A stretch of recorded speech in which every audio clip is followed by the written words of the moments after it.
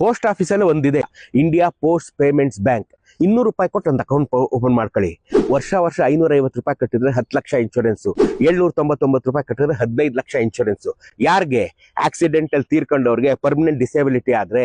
Accident ಅಂದ್ರೆ bike car accident ಅಂತಲ್ಲ, ನೀವು ಬಸ್ಸಲ್ಲಿ ಹೋತ್ರ ಆಕ್ಸಿಡೆಂಟ್ ಆಗೋದ್ರೆ, ಟ್ರೈನಲ್ಲಿ ಹೋತ್ರ ಆಕ್ಸಿಡೆಂಟ್ ಆಗೋದ್ರೆ, ಮಾಡಿ ಮೇಲಿಂದ ಜಾರ್ ಬಿದ್ರೆ, ಹಾವು ಕಡಿದ್ ಸತ್ರೆ, ಎಲೆಕ್ಟ್ರಿಕ್ ಶಾಕ್ ಇಂದ ಸತ್ರೆ, ಯಾವ್ದ್ರಿಂದ ಸತ್ರು 15 ಲಕ್ಷ ಕವರ್ ಆಗುತ್ತೆ 799 ರೂಪಾಯಿ ವರ್ಷಕ್ಕೆ. ಅರ್ಥ ಆಯ್ತಾ?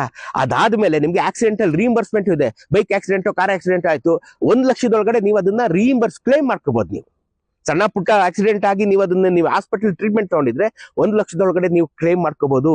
799 ರೂಪಾಯಿ ವರ್ಷಕ್ಕೆ 15 ಲಕ್ಷ ಕವರ್ ಆಗೋಗುತ್ತೆ. 15 ಲಕ್ಷ ಕವರ್ ಆಗುತ್ತೆ. ಬೇಡ ಅಂದ್ರೆ 550 ರೂಪಾಯಿ ವರ್ಷ ಕಟ್ಟಿದ್ರೆ 10 ಲಕ್ಷ ನಿಮಗೆ ಕವರ್ ಆಗುತ್ತೆ. ನೀವು ಅದನ್ನ ಬ್ಯಾಂಕಲ್ಲೇ, ಪೋಸ್ಟ್ ಆಫೀಸಲ್ಲೇ ನೀವು ಇಟ್ಬಿಟ್ಟಿದ್ರೆ ಅವರೇ ಡಿಡಕ್ಟ್ ಮಾಡ್ಕೊತಾ ಇರ್ತಾರೆ. ವರ್ಷಕ್ಕೆ 550 ರೀ, ವರ್ಷಕ್ಕೆ 799, 15 ಲಕ್ಷ ರೂಪಾಯಿ ನಿಮ್ಗೆ ಕವರ್ ಆಗೋಗುತ್ತೆ. 799 800 ರೂಪಾಯಿ ನೀವು ಇಟ್ಟಿದ್ರೆ 15 ಲಕ್ಷ ಕವರ್ ಆಗೋಗುತ್ತೆ. ಅದಲ್ಲದೆ ನೀವು ಕೋಮಾಗ ಹೋದ್ರು ಕೊಡ್ತಾರೆ. ಆಯ್ತಾ?